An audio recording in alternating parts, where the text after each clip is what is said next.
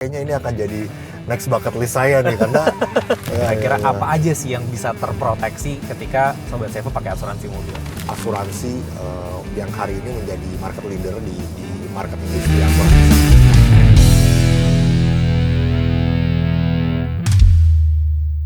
Halo Sobat Seva, balik lagi di Roadcast On Air On Road. Dimana lagi kalau bukan di Seva by Astra. Seperti biasa Sobat Seva, hari ini kita akan jalan-jalan bareng sama teman ngobrol kita yang nanti akan gue jemput nih. Gue udah dekat ke lokasinya beliau. Dan topik pembicaraan kita hari ini menurut gue penting banget untuk lo yang baru mau beli mobil pertama atau baru mau upgrade dari roda 2 ke roda 4. Karena kita akan bahas nih beberapa poin penting yang harus lo perhatikan ketika lo mau beli mobil pertama. Buat Sobat Seva yang belum subscribe channel ini, jangan lupa subscribe dulu, Seva by Astra. Dan kalau lo udah subscribe, jangan lupa juga untuk nyalain lonceng notifikasinya supaya lo nggak ketinggalan video-video otomotif menarik lainnya dari kita. Pokoknya isinya konten-konten otomotif yang berkaitan dengan financial, lifestyle, dan lain sebagainya. Nah Sobat Seva, gue udah nyampe nih di tempat kantor temen ngobrol kita hari ini. Penasaran siapa? Langsung aja kita jemput nih. Oke.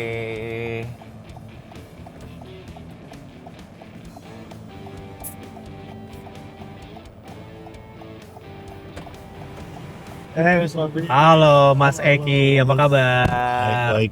Mantap. Nih sorry nih kita culik nih hari ini kita mau Aman. jalan-jalan. Gimana Mas? Sekarang lagi sibuk apa? Tapi sebelumnya boleh perkenalan, mungkin Sobat Seva banyak yang mau kenalan nih sama Mas Eki. Halo Sobat Seva semuanya, nama saya Eki. Saya di Asuransi Astra ini sebagai manajer untuk digital marketing and monetization. Manager digital marketing and monetization. Jadi hari ini seperti yang tadi udah kita mention di awal bahwa kita mau ngobrol nih Mas tentang Sobat Seva yang mungkin mau beli mobil pertama gitu ya, atau baru mau upgrade dari roda 2 ke roda 4. Betul. Gitu. Jadi kita akan bicarain tentang persiapannya, biaya apa aja yang harus disiapkan dan lain sebagainya. Kalau misalkan Mas Eki sendiri ingat nggak beli mobil pertama kali itu di umur berapa gitu atau di berapa tahun kerja gitu, masih ingat nggak? Biasanya kalau mobil pertama tuh kuat tuh ingatannya betul banget. Mobil pertama aku tuh kira-kira 5 tahun yang lalu lah ya. Toyota Rush tahun 2017-2018 ya. Waktu itu cukup struggling gitu ya, ketika menyesuaikan dari tadinya kita enak mungkin naik motor ya, naik motor kan ya 50.000 juga sebulan aman lah ya gitu ya. Bener. Udah dapat cuci motor gitu ya. Mobil beda banget gitu ya. Betul. Mobil tuh udah ngomongin a whole different level kalau ngomongin biaya perawatan. Nah, karena banyak juga nih Mas Eki, teman-teman kita mungkin Sobat Seva gitu yang mengalami yang sama kayak kita nih Mas. Aku juga termasuk orang yang waktu beli mobil ya udah yang penting kita bisa belinya gitu kan. Kadang kita nggak mikir setelah beli mobil itu, oh ternyata banyak juga nih pengaruhnya. Termasuk tadi bensin yang mungkin tadinya motor 50.000 seminggu, mobil jadi 50.000 sehari gitu kan. Sesimpel tadi parkir lah mungkin yang banyak yang nggak kita hitung juga tuh Mas ya, parkir sekarang mobil berkali-kali lipat pastinya gitu kan, apalagi kita parkir di kantor whole day gitu kan, seharian, nah itu akan jauh. Gak kerasa. Gitu. Ini bukan kita pengen nakut-nakutin ya Mas Eki ya. Betul. Cuman kita pengen Sobat Seva bisa lebih wise, bisa lebih mateng pertimbangannya ketika mau beli mobil pertama. Supaya nggak melakukan kesalahan yang sama lah sama saya gitu ya. Betul. Mungkin tambah lagi satu lagi yang lebih parah lagi. Kalau pengalamanku dulu adalah ngomongin soal biaya administratif atau biaya pajak ya. Itu juga lumayan kan, harus disiapin dan itu kewajiban. Kalau kita nggak bayar kita melanggar peraturan gitu. Bisa ditilang, bisa diapa. Itu juga harus disiapin gitu ya. Benar, setuju. Dan itu nanti kita akan masuk ke situ Mas, ngobrol-ngobrol pajak. Betul. Nah, aku pengen tanya dulu nih Mas. Tadi kan aku jemput Mas Eki di kantor ya. Betul. Terus kebetulan nih hari ini kita lagi bawa Corolla Cross. Iya. Nah, first impression Mas Eki sama Corolla Cross nih apa nih? Aduh, gue seneng banget sih Mas Raffi nih, thank you sudah diajak naik Corolla Cross karena saya sih sebenarnya bukan orang yang muluk-muluk ya pengen punya mobil apa gitu ya. Tapi saya ingat banget kira-kira ya 10 tahun lalu mobil impian saya tuh berhenti di Innova gitu ya. Oke. Innova cukup lah ya. Apa namanya? Cukup gagah, cukup muat banyak orang, Bener. terus enak lah harusnya daya. Itu mobil idaman banyak laki-laki Mas. Betul. Innova. Terus begitu melihat Corolla Cross lagi launching waktu itu, ya Allah ini kayaknya ini akan jadi next bucket list saya nih karena apa ya, mature enough gitu ya, tapi sporty di saat yang bersama sporty gitu ya. Indeed, setuju banget. Terus hybrid pula kan, bisa hybrid pula. Yoi. Konsumsi BBM-nya gitu ya bisa sampai 120, 125 gitu. Aduh, bener, itu sih the best deal lah gitu ya. Best deal banget, apalagi kalau keluar kota tuh bisa 130 mungkin kan. Dan kebetulan mobil ini bukan yang hybrid yang kita pakai, cuman kita pernah review juga nih Mas di Seva, Corolla Cross Hybrid. Dan kurang lebih bedanya tuh nggak terlalu banyak, selain motor listriknya ya tentunya gitu. Betul. Cuman sisanya kenyamanannya, rasa berkendaranya gitu ya. Kalau misalkan Sobat Seva masih suka sama mesin-mesin bensin, raungannya nih bisa jadi pertimbangan juga selain yang hybrid. Dan dari tadi aku rasain ini mobil cukup senyap ya untuk ukuran mobil bensin deh. Iya, peredamannya bagus ya. Peredamannya oke banget gitu. Nyaman banget. Oke banget. Makin yakin saya jadi. Semangat Mas Eki. Tapi kalau misalkan Mas Eki sendiri udah berkeluarga? Sudah berkeluarga. Oke. Berkeluarga. Nah, kalau misalkan sama keluarga nih Mas, kalau jalan-jalan jauh gitu ya, senangnya road trip atau naik pesawat atau kereta gitu Mas? Road trip tuh akan selalu punya cerita ya. Kayaknya tuh mungkin karena kita juga waktu kecil sering dibawa orang tua jalan ke Jawa gitu ya, naik mobil, ngerasain macet, ngerasain mogok gitu ya. Ya walaupun sekarang kita nggak berharap mogok ya. Tapi road trip tuh akan jadi selalu jadi cerita sih buat keluarga kita. Dan aku sekarang justru lagi banyak pengen planning road trip di sekitaran Jawa lah gitu sama anak-anak istriku gitu. Seru sih.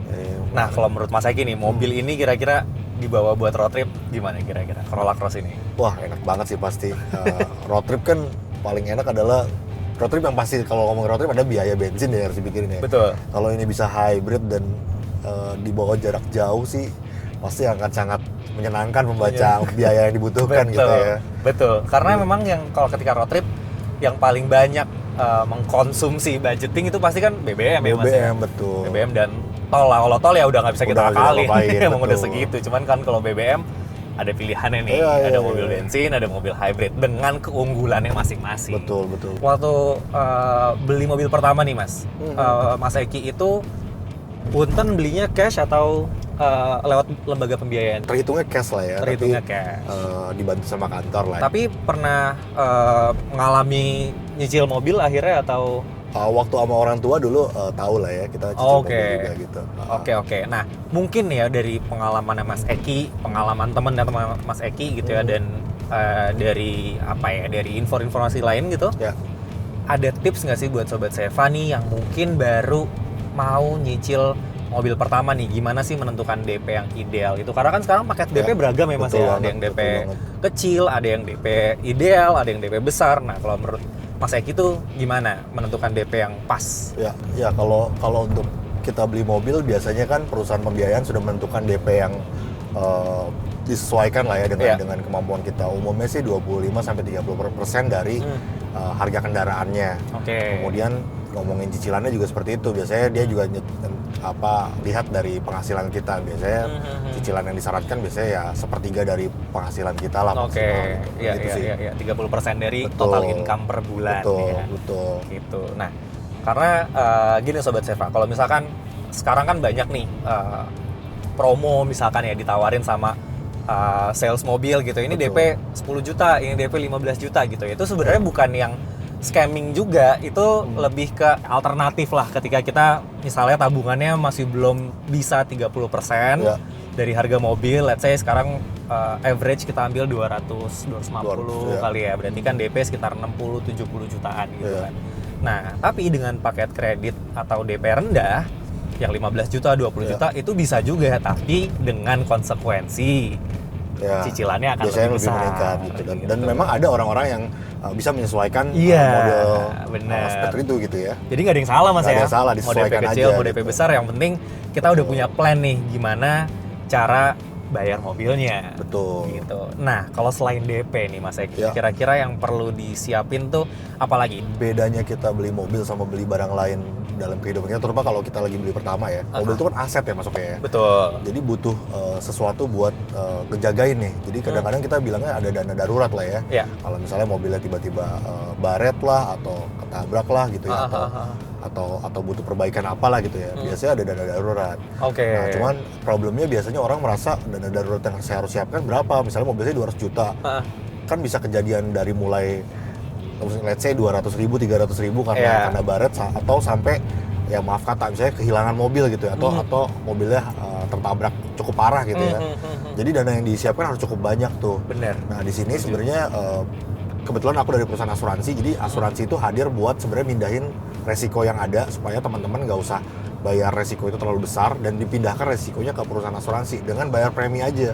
Oke. Bayar premi itu ya rentangnya kan cuman ya 4 juta sampai 6 juta 7 juta ya on average kalau kendaraan hari ini gitu ya. Itu per tahun kan Mas Per ya? tahun. Bukan per bulan Sobat Seva. Jadi angka yang tadi disebutkan Mas Eki tadi range-nya dari 4 sampai 7 juta itu per tahun. Dan kalau dibagi per hari sebenarnya itu kecil banget sebenarnya kalau buat biaya keamanan teman-teman. Setuju sih Mas, benar. Karena dana darurat itu menurutku nggak bisa disepelein juga gitu. Betul. Sesimpel misalnya mobil kita akinya habis, gitu kan, akinya tekor, nggak bisa nyala. Apalagi mobil sekarang rata-rata matic kan. Kalau dulu mungkin manual bisa didorong. Bisa. Cuman kalau misalkan matic sekarang Ampun deh, repot gitu kan. Itu kan mesti disiapin juga kalau nggak ada dananya. Let's say lah ganti aki sekarang 1-2 juta. Betul. Gitu kan. Ya memang kedengarannya bukan angka yang besar, cuman ketika itu mendadak dan kita nggak siap, repot juga gitu kan. Sebenarnya yang paling kurang menyenangkan dari pengalaman itu adalah ketidakpastiannya kan ya. Betul. Jadi kita tuh deg-degan gitu, apakah hakinya bakal habis atau kalau misalnya kita jalan jauh nanti ada apa-apa di jalan gitu ya. Ya hal-hal seperti itulah yang gak luput untuk terjadi, tapi kadang-kadang kontrol kita juga terbatas kan. Betul, gitu. betul. Sih. Karena kalau kata bahasa simpelnya gini, tanggal apes itu nggak ada di kalender. Betul.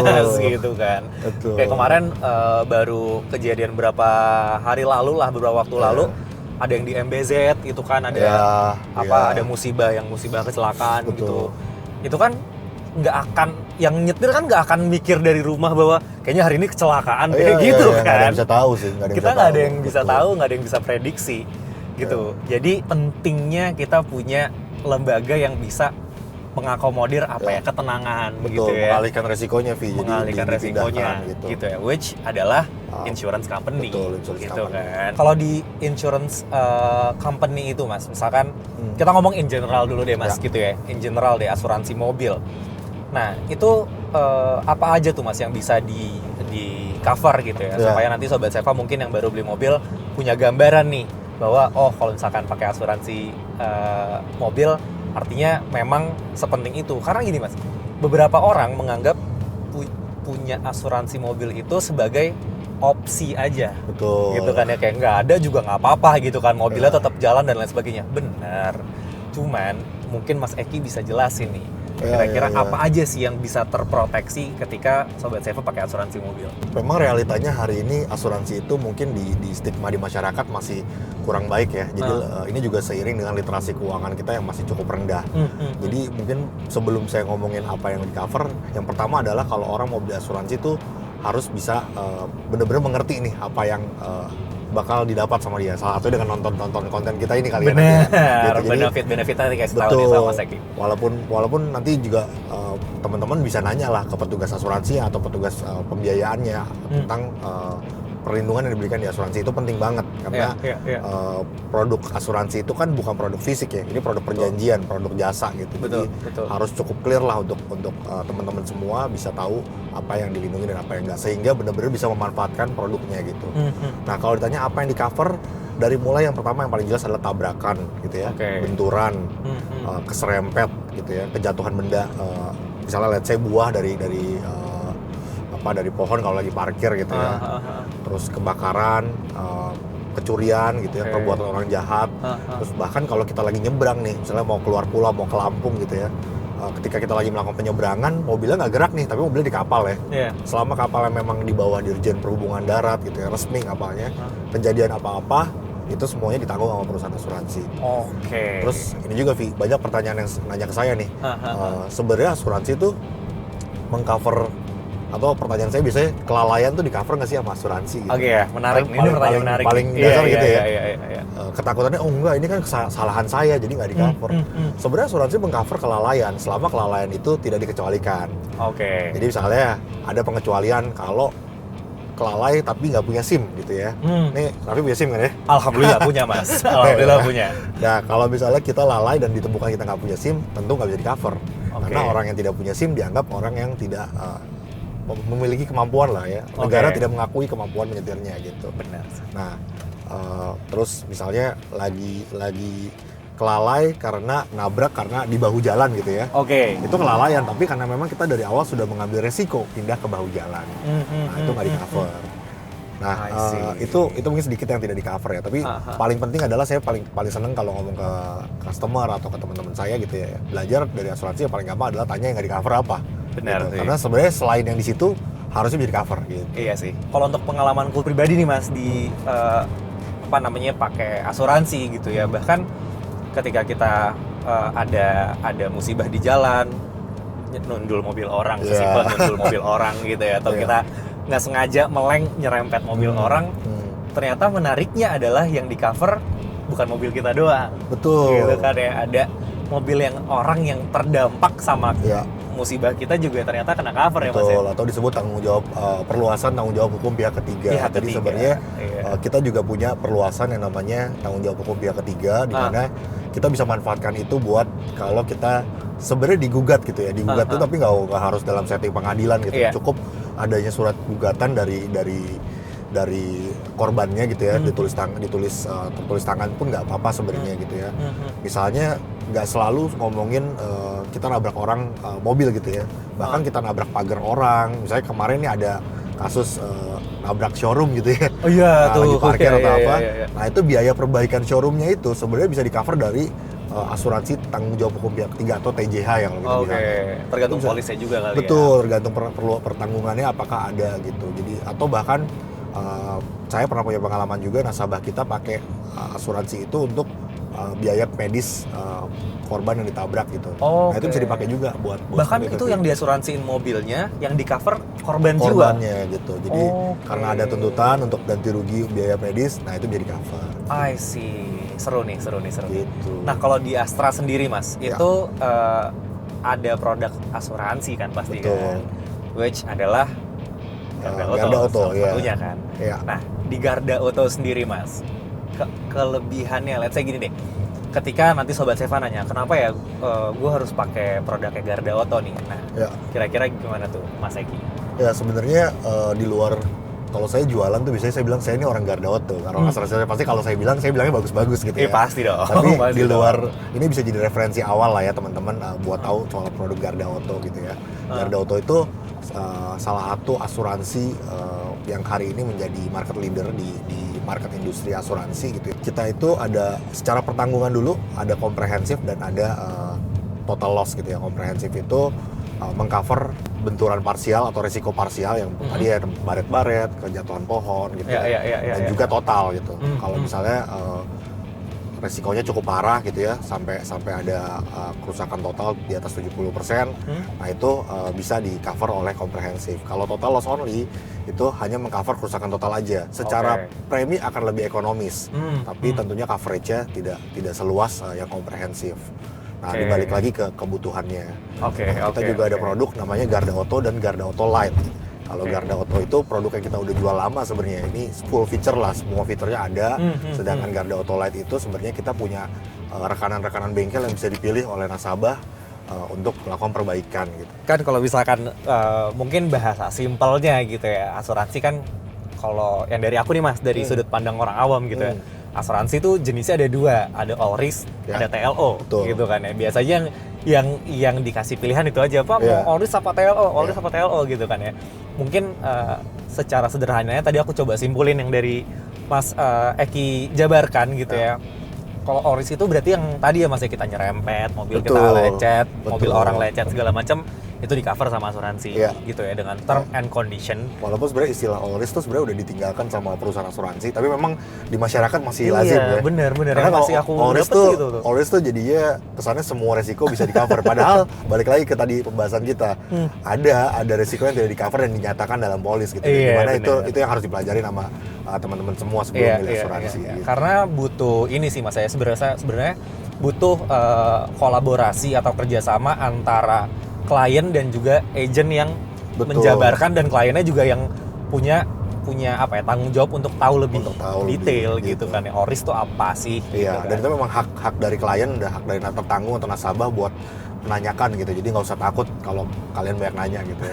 Kita kalau di kantor tim kita gitu ya, ada yang disuruh jelasin polis dari A sampai Z, nggak apa-apa, emang itu tugas kita gitu. Bener, dan emang kita senang dapat customer kayak gitu, karena artinya dia punya keinginan buat mempelajari. Iya gitu sih. Kalau di Garda Auto sendiri nih mas, apakah hanya ada asuransi mobil atau ada asuransi yang lain?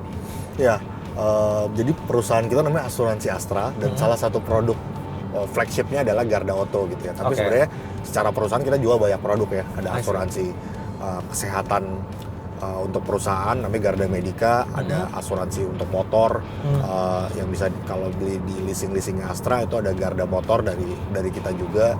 Tapi kalau teman-teman mau beli asuransi yang bisa dibeli langsung sama teman-teman, itu ada kalau di website kami namanya gardauto.com, bisa dilihat. Itu kalau teman-teman mau berpergian itu ada namanya Garda Trip buat asuransi perjalanan. Ada juga kolaborasi kita sama salah satu startup health tech gitu ya, Halodoc sebut saja gitu ya. Jadi kita bisa beli asuransi untuk konsultasi online. Jadi kalau konsultasi online kan selama ini bayar ya. Nah kalau kita beli ini premium murah banget nih, cuma 500.000 gitu ya, setahun nih. Nah itu biaya konsultasi, biaya obat, bahkan pengiriman obatnya di cover. Bahkan kalau kita butuh nanti ada cek lebih lanjut, nggak bisa lewat online, butuh di refer ke dokter rawat jalan gitu ya. Nah itu tuh bisa ditanggung juga oleh asuransi namanya Garda Health Tech. Ini lebih lanjut bisa lihat lagi tuh di website kita. Ada juga asuransi. Banyak mau dikulik nih, cuman hari ini kita ngomonginnya mobil sih sayang ya. Artinya kan sebulan nggak nyampe 40.000 tuh asuransi kesehatan ya kan. Murah banget itu. Murah banget. Nah kalau misalkan tadi kan aku pas lewat kantor tuh mas ya, kantor GAA itu, Garda Auto, itu ada katanya layanan 24 jam tuh mas, Garda Auto. Nah itu boleh dijelasin nggak tuh mas, 24 jam tuh gimana tuh maksudnya? Ya di situ betul, kita juga punya layanan namanya Garda Center, Garda Center dan Garda Akses. Kalau Garda Akses itu call center, jadi dimanapun Bapak Ibu berada tinggal telepon aja ke call center kita 1.500 112 atau ke nomor WhatsApp ya, ada juga, nanti bisa dilihat di website kita nomor WhatsAppnya. Nah itu kapanpun bisa di call untuk nanya-nanya soal bantuan gitu ya. Bantuan tuh bisa nanya tentang produk, bisa nanya soal bantuan, bahkan bantuan direct pun kalau butuh emergency di jalan bisa telepon ke situ. Serius? Itu 24 jam. Nah yang beda kita juga sama banyak asuransi di luar adalah kita kalau dulu, kalau orang mungkin mau lapor kantor asuransi, dia harus cuti dulu tuh. Benar sih, seharian izin deh gitu ya, izin mungkin setengah hari atau seharian buat tentang ke kantor asuransi. Nah, kita tuh punya inovasi namanya Garda Center, di mana Garda Center ini adalah service point kita yang ditaruh di mall-mall nih. Karena ditaruh di mall, jadi kita punya fleksibilitas nih terkait jam kerjanya. Bahkan di hari Sabtu sama Minggu pun bisa kita layanin nih, buat lapor klaim, buat nanya-nanya produk. Jadi customer lebih keren lagi, dia datang ke mall, dia bisa sambil misalnya lagi ada antrian gitu ya. Ya udah dibilang, Pak, saya sambil jalan-jalan dulu ya, ambil belanja dulu. Nanti kalau udah ada call saya gitu. Bisa lebih nyantai lagi gitu. Jadi lapor asuransi hari ini udah nggak serem dulu atau se-effort dulu gitu ya. Jadi stigma ribet untuk ngurus asuransi itu udah hilang sebenarnya sekarang ya di Garda Auto ya. Bahkan di Garda Auto sendiri kita punya aplikasi namanya My Garda, Vi. Jadi kalau dulu tuh kita mau ada kejadian itu harus segera lapor ke kantor cabang gitu. Kalau sekarang kita lapor kejadian tuh udah kayak lagi bikin status Facebook atau bikin status di jadi Instagram curhat gitu. aja di situ. Curhat aja gitu. Kita abrak nih misalnya, ya udah begitu udah tenang kita minggir atau pas di rumah sambil makan kita bikin laporan. Nanti kalau udah ada waktu tinggal kita ke Garda Center atau ke kantor cabang asuransi Astra buat foto dan terbitin SPK gitu. Jadi seamless banget, enak banget, dan bisa diakses dimanapun gitu, pakai aplikasi My Garda. Mas, ini kalau misalkan mau minum monggo loh mas. Iya, ada ini ya. Udah kita siapkan minum nih mas. Yang tadi Mas Eki jabarkan itu udah menurut gue sih ini ya Sob ya, udah sangat mewakilkan lah betapa pentingnya asuransi buat lu yang punya mobil atau baru mau beli mobil pertama gitu. Kalau di Garda Auto nih Mas, misalkan kan nggak semua sobat Seva let's say mobilnya mobil baru gitu belinya. Ya. Nah, kalau misalkan kayak mobil bekas, itu bisa di cover juga atau emang khusus mobil baru, Mas? Asuransi sebenarnya buat mobil dalam kondisi apapun ya, selama dia masih bisa berjalan itu bisa diasuransikan. Cuma kalau di kami dan di banyak asuransi juga tentunya ada limitasinya biasanya. Berapa tahun usia gitu ya? Iya, betul. Kalau buat pertanggungan komprehensif itu 9 tahun dan nanti kalau perpanjangan itu 12 tahun ininya limitnya gitu. Sebenarnya bukan apa-apa sih kalau basic kenapa dibikin limit itu adalah lebih karena mobil-mobil dengan rentang tahun segitu kita percaya spare partnya masih ada. Bener nih. Sih, gitu. Iya. Jangan sampai mobilnya terlalu tua sampai pas perbaikan kita bisa bayar tapi kita nggak tahu spare partnya ada di mana nih karena udah discontinue. Nah itu yang atau mobil tahun 76 gitu di asuransi ini nyari partnya di mana gitu. Iya. Nah kalau mobil hybrid gitu Mas, ada asuransinya juga nggak? Karena kan komponennya lebih banyak ya, ada motor listriknya, ada baterainya dan lain sebagainya. Nah itu apakah ada sesi khusus gitu ya, atau ada produk khusus untuk mobil hybrid nggak, Mas? Sebenarnya kalau buat mobil hybrid atau mobil listrik yang sekarang lagi banyak kan sebenarnya nggak ada bedanya karena sebenarnya asuransi itu melindungi bodi mobil kan ya, bodi mobil, dan kalaupun memang terjadi kerusakan pada internal mobil, let's say mesin atau baterai kalau itu ya, sebenarnya kalau misalnya memang ada perbaikannya gitu. Nah itu bisa di cover oleh asuransi. Kalau buat mobil baterai itu sebenarnya baterai di exclude ya. Hari ini belum ada asuransi yang mau menginclude perbaikan baterai karena balik lagi teknologinya masih baru. Kita juga masih banyak riset di situ. Tapi untuk bodinya kalau teman-teman punya mobil hybrid atau mobil listrik masih bisa diasuransiin gitu. Nggak ada bedanya sama mobil biasa gitu ya. Iya. Jadi ya banyak banget lah yang sobat Seva dapetin kalau misalkan lo pakai insurance gitu ya. Memang kelihatannya kok jadi biaya ekstra ya? Iya, tapi ketenangan yang lo dapet juga ekstra sob gitu. Jadi bukan cuman buang-buang uang gitu. Ya tentunya kita nggak mau kejadian buruk menimpa kita gitu ya Mas yang. Itu sih yang aku rasain sekarang ya Mas Raffi, kalau misalnya pakai asuransi dan sekarang rasanya nggak mau gitu kalau mobil belum ada asuransi itu jangan dipakai dulu deh, masukin garasi deh. Iya bener, karena kalau udah biasa pakai asuransi itu level ketenangannya akan meningkat begitu. Dan worry-nya juga akan meningkat ketika nggak pakai asuransi gitu kan. Karena aku juga pernah Mas kayak spion dipotek, itu kan juga kejadian-kejadian yang di luar kuasa kita kan. Mobil lagi diparkir, kita lagi makan, tiba-tiba aku juga pernah kaca dipecahin gitu kan.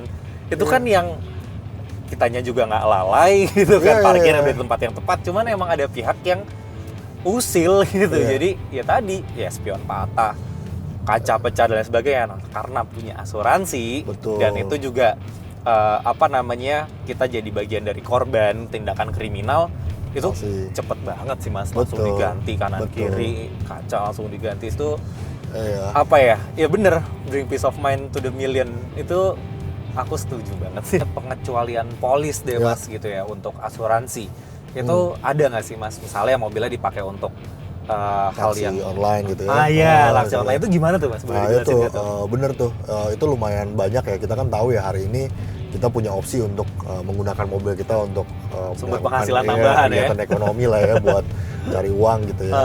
Nah, asuransi itu pada prinsipnya kan apa yang disampaikan di awal pas penutupan asuransi, pas pembukaan asuransi itu kan yang menjadi skop resikonya gitu ya.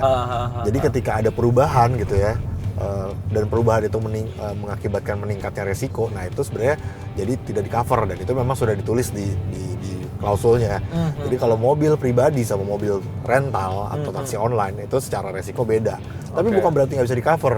Kita punya produknya namanya asuransi komersial. Rate-nya agak lebih tinggi sedikit, tapi menurut saya masih justify lah kalau kita makainya buat cari duit gitu. Karena kan resikonya jauh lebih tinggi, frekuensi kamu jalan juga akan lebih tinggi kan. Iya gitu. sih, benar. Nah, biasanya nih yang banyak kejadian adalah orang beli mobil di leasing gitu ya. Awal beli mungkin nggak ada niatan nih. Terus karena ada waktu, ada kebutuhan juga misalnya gitu ya. Akhirnya dia coba-coba deh daftar ke taksi online.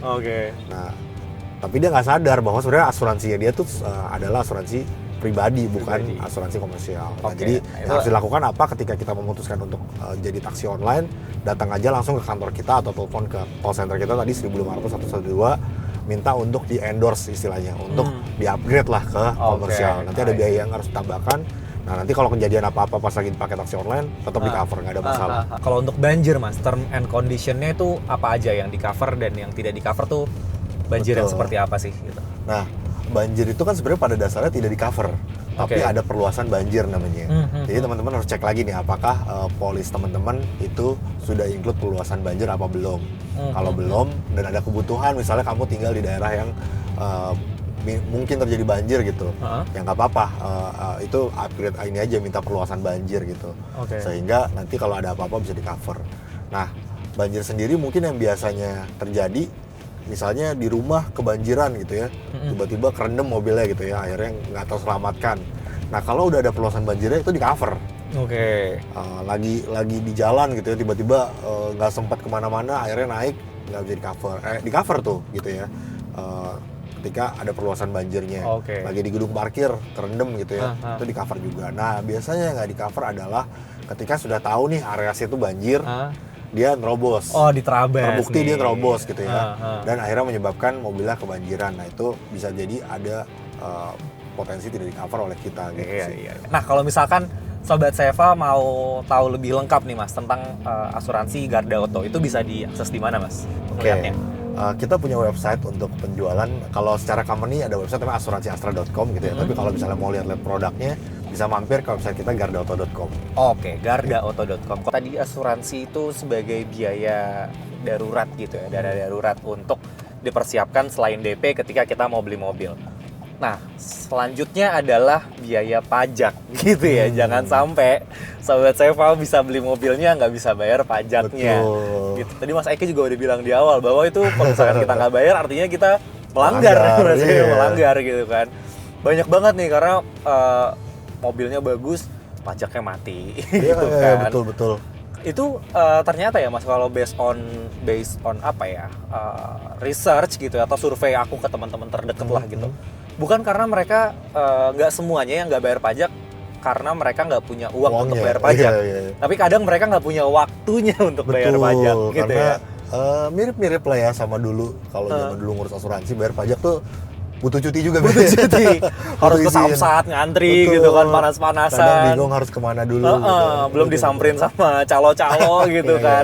Nah, sekarang Sobat Seva nggak usah khawatir karena di Seva udah ada layanan surat kendaraan, di mana di situ bisa banyak banget Mas yang diurus, Mas. Jadi udah kayak udah kayak punya biro jasa pribadi gitu. Enak banget sih. Iya, jadi bisa bayar pajak, balik nama gitu ya, terus bayar pajak 5 tahunan yang ya sesimpel udah tinggal di genggaman jari kita aja. Nih udah bukan zamannya kita mesti ngantri panas-panasan ke Samsat ketemu calo dan lain sebagainya gitu. Nah, itu Sobat Seva bisa dapetin di seva.id. Itu nanti ada layanan surat kendaraan, mutasi, misalkan beli mobil dari luar daerah gitu ya, atau misalkan pindah alamat, mutasi, blokir plat, misalkan Sobat Seva ada rezeki beli mobil baru, mobil lamanya belum diblokir, bisa Mas dari situ. Gitu. Jadi selain dananya yang mesti disiapin untuk bayar pajak udah pasti, tapi waktunya sekarang udah kepangkas jauh lebih efektif dan juga efisien. Itu soalnya dengernya aja berat tuh. Ngeblokir, mutasi, aduh itu tuh pusing deh. Udah paling gitu deh. Iya, karena kan kalau dulu stigmanya kan nggak cukup satu loket, Mas. Kita kan mesti nanti dari sini kita pindah ke sini gitu kan, dioper-oper, bahkan kadang nggak cukup 1 hari. Gitu. Sementara sekarang udah ada di genggaman jari, udah tinggal diurus dari duduk manis lah ya, duduk manis nanti bisa ngikutin petunjuk selanjutnya di seva.id. Jadi tinggal klik halaman layanan surat kendaraan, isi data diri, terus udah tinggal ikutin proses verifikasinya, udah habis itu nanti instruksi lebih lanjutnya baru bisa tuh dikasih tahu di situ. Yang pasti nggak akan lebih ribet daripada kita datang atau ngurus sendiri. Gitu. Enak banget lah, apalagi buat kayak orang kayak aku ya, kerja gitu ya. Cuti sayang banget ya, cuti mending dipakai buat healing kan. Iya, Sabtu Minggu udah libur Samsatnya kan. Kalau misalkan boleh kita wrap up nih ya obrolan kita hari ini yang panjang sekali obrolannya. Jadi buat Sobat Seva yang baru mau beli mobil atau baru mau upgrade dari roda 2 ke roda 4, dana yang harus disiapin itu bukan cuma DP dan cicilan aja. Gitu ya Mas ya. Yang pertama adalah Dana operasional pasti meningkat. Itu udah pasti hukum alam meningkat gitu ya. Dibayar tapi dibayar dengan kenyamanan. Keamanan. Oke, yang kedua dana perawatan. Mungkin motor tadinya olinya cuma 1 liter. Betul. Sekarang jadi 4 liter atau lebih gitu kan. 4 liter atau lebih. Motor yang mungkin tadinya nggak ada radiator coolant-nya gitu ya. Mungkin radiator coolant-nya cuma sedikit. Sekarang mobil segalon gitu kan. Jadi emang harus dipersiapkan juga tuh dana operasional, dana perawatan.